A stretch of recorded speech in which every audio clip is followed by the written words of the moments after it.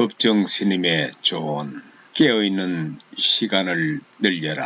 잠자는 시간을 줄이라. 우리에게 주어진 시간은 그리 많지 않다. 시간의 잔고는 아무도 모른다. 쇠틀같이 많은 날 어쩌고 하는 것은 귀중한 시간에 대한 모독이요 망언이다. 시간은 오는 것이 아니라 가는 것이다. 한번 지나가면 다시 되돌릴 수 없다. 잠자는 시간은 휴식이요 망각이지만 그 한도를 넘으면 죽어있는 시간이다. 깨어있는 시간을 많이 갖는 것은 그의 인생이 그만큼 많은 삶을 누릴 수 있다. 자다가 깨면 다시 잠들려고 하지 말라. 깨어있는 그 상태를 즐기라. 보다 값이 있는 시간을 활용하라. 날마다 좋은 날. 산다는 것은 비슷비슷한 떼뿌리만 같다. 하루 세 끼 먹는 일과 자고 일어나는 동작. 출퇴근의 규칙적인 시간관념 속에서 오늘이 가고 내일이 온다. 때로는 사랑도 하고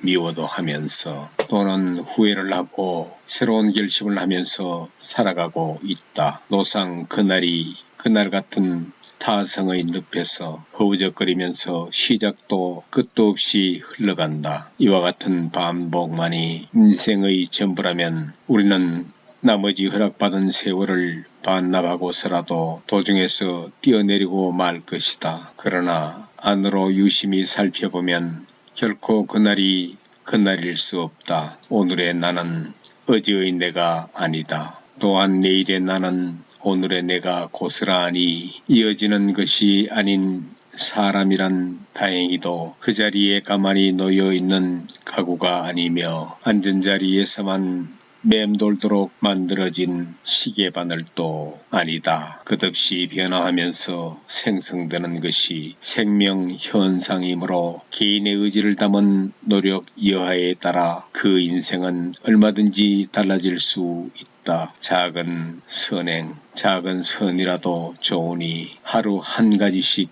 행해야 한다. 작고 미미한 것일지라도 남이 알아주지 않을지라도 그것을 행해야 한다. 그 일상적인 행을 통해서 자기 자신을 거듭 일으켜 세워야 한다. 그렇지 않으면 늘 넘어진다. 그것은 이웃을 향한 행을 통해서 가능한 것이지 경전을 많이 봤다고 해서 본문을 많이 들었다고 해서 행해지는 것은 아니다. 우리가 세상을 살아가면서 하루 동안에 한 가지 착한 일을 듣거나 행할 수 있다면 그날 하루는 헛되이 살지 않고 잘 산 것이다. 참으로 사람의 도리를 다 했는가? 하루 한 가지라도 이웃에게 덕이 되는 행동을 했는가 안 했는가에 의해서 그날 하루를 잘 살았는가 못 살았는가를 판가름할 수 있다. 여기에서 삶의 의미와 가치가 결정된다. 법정 스님에게 배우는 침묵의 의미. 현대는 말이 참 많은 시대다. 먹고 뱉어내는 것이 입의 기능이긴 하지만 오늘의 입은 불필요한 말들을 뱉어내느라고 그 어느 때보다도 많은 수고를 하고 있다. 이전에는 사람끼리 마주보며 말을 나누었는데 전자매체가 나오면서는 혼자서도 얼마든지 짓거릴 수 있게 되었다. 민주공화국인 대한민국에서는 유언비어나 긴급조치에 위배되지만 않는다면 그리고 다스리는 사람들의 비위에 거스르지만 않는다면 그 말의 내용이 아첨이건 거짓이건 혹은 협박이건 욕짓거리건 간에 마음대로 짓거릴 수 있다. 언론의 자유가 보장된 풍토이다. 그런데 말이 많으면 쓸 말이 별로 없다는 것이 위들의 경험이다. 하루하루 나 자신의 입에서 토해지는 말은 홀로 있는 시간에 달아보면 대부분 하잘것없는 소음이다. 사람이 해야 할 말이란 꼭 필요한 말이거나 참말이어야 할 텐데 불필요한 말과 거짓말이 태만인 것을 보면 우울하다. 시시한 말을 하고 나면 내 안에 있는 것이 빛이 조금씩 새어나가는 것 같아 말 끝이 늘 허전하다. 좋은 친구란 무엇으로 알아낼 수 있을까를 가끔 생각해보곤 한다. 가치 있는 시간에 대한 의식으로 알 수 있을 것 같다. 가치 있는 시간이 지루하게 느껴지면 아닐 것이고 벌써 이렇게 됐어 할 정도로 가치 있는 시간이 빨리 흐른다면 그는 정다운 사이다. 왜냐하면 좋은 친구하고는 시간과 공간 밖에서 살기 때문이다. 우리들이 기도를 올려보면 더욱 잘 알 수 있다. 기도가 순일하게 잘 될 경우에는 시공 안에서 살고 있는 일상의 우리지만 분명히 시공 밖에 있게 되고 그렇지 못할 때는 자꾸 시간을 의식하게 된다. 시간과 공간을 의식하게 되면 그건 허울 뿐인 기도다. 우리는 또 무엇으로 친구를 알아볼 수 있을까? 말이 없어도 지루하거나 따분하지 않은 그런 사이는 좋은 친구일 것이다. 입 벌려 소리내지 않더라도 넉넉하고 정결한 뜰을 서로가 넘나들 수 있다. 소리를 입 밖에 내지 않았을 뿐 구슬처럼 영롱한 말이 침묵 속에서 끊임없이 오고 간다. 그런 경지에는 시간과 공간이 미칠 수 없다. 우리는 또 무엇으로 친구를 알아볼 수 있을까? 말이 없어도 지루하거나 따분하지 않은 그런 사이는 좋은 친구일 것이다. 입 벌려 소리내지 않더라도 넉넉하고 정결한 뜰을 서로가 넘나들 수 있다. 소리를 입 밖에 내지 않았을 뿐 구슬처럼 영롱한 말이 침묵 속에서 끊임없이 오고 간다. 그런 경지에는 시간과 공간이 미칠 수 없다. 말이란 늘 오해를 동반하게 된다. 똑같은 개념을 지닌 말을 가지고서도 의사소통이 잘 안 되는 것은 서로가 말 뒤에 숨은 뜻을 모르기 때문이다. 엄마들이 아가의 서투른 말을 이내 들을 수 있는 것은 말소리보다 뜻에 귀 기울이기 때문이다. 이렇듯 사랑은 침묵 속에서 이루어진다. 사실 침묵을 배경 삼지 않는 말은 소음이나 다를 게 없다. 생각 없이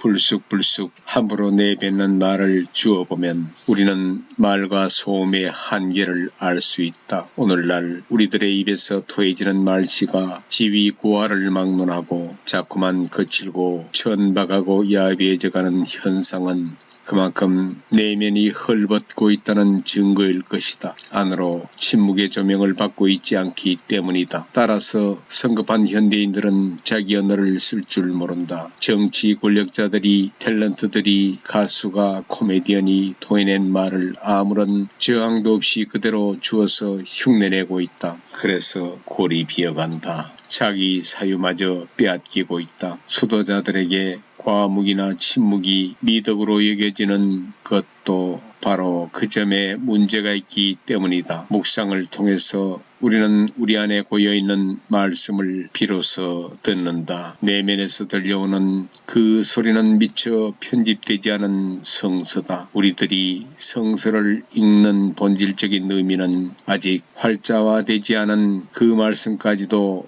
능히 알아듣고 그와 같이 살기 위해서가 아닌가. 일상에 우리들은 눈에 보이고 귀에 들리고 손에 잡히는 것으로만 어떤 사물을 인식하려고 한다. 그러나 실체는 저 침묵처럼 보이지도 들리지도 잡히지도 않는 것에 있으며 자기중심적인 고정관념에서 벗어나 허심탄회한 그 마음에서도 그 광명이 바래진다는 말이다. 참선을 하는 선언에서는 선실 안팎의 무언이라고 쓴 표지가 있다. 말을 말자는 것. 말을 하게 되면 서로가 정진에 방해가 되기 때문이다. 집단 생활을 하다 보면 때로는 시와 비를 가리는 일이 있다. 시비를 따지다 보면 집중을 할 수 없다. 선은 순수한 집중인 동시에 철저한 자기응시이다. 모든 심의의 분별, 망상을 떠나서만 삼매의 경지에 들 수 있다. 말은 의사소통의 구실을 하지만 때로는 불필요한 잡음의 역기능도 하고 있다. 입을 가리켜 재앙의 문이라고 한 것도 그 역기능인 면을 지적한 것이다. 어떤 선성들은 3년이고 10년이고 계속해서 무건을 지키고 있다. 그가 무건 중일 때는 대중에서도 그에게 말을 걸지 않는다. 수도자들이 이와 같이 침묵하는 것은 침묵 그 자체의 의미가 있어서가 아니다. 침묵이라는 여과 과정을 거쳐 오로지 참말만을 하기 위해서다. 침묵의 조명을 통해서 당당한 말을 하기 위해서다. 벙어리와 무건자가 다른 점이 여기에 있다. 언어의 극치는 말보다도 침묵에 있다. 너무 감격스러울 때 우리는 말을 잃는다. 그러나 우리는 할 말은 해야 한다. 그런데 마땅히 입 벌려 말을 해야 할 경우에 침묵만을 고수하려는 사람들이 있다. 그것은 미덕이 아니라 비겁한 회피다. 그와 같은 침묵은 때로 범죄의 성질을 띈다. 옳고 그름을 가려보아야 할 입장에 있는 사람들의 침묵은 비겁한 침묵이다. 비겁한 침묵이 우리 시대를 얼룩지게 한다. 침묵의 의미는 쓸데없는 말을 하지 않는 대신 당당하고 참된 말을 하기 위해서이지 비겁한 침묵을 고수하기 위해서가 아니다. 어디에도 거리낄 게 없는 사람만이 당당한 말을 할 수 있다. 당당한 말이 흩어진 인간을 결합하고 밝은 통로를 뚫을 수 있다. 수도자가 침묵을 익히는 그 의미도 바로 여기에 있다.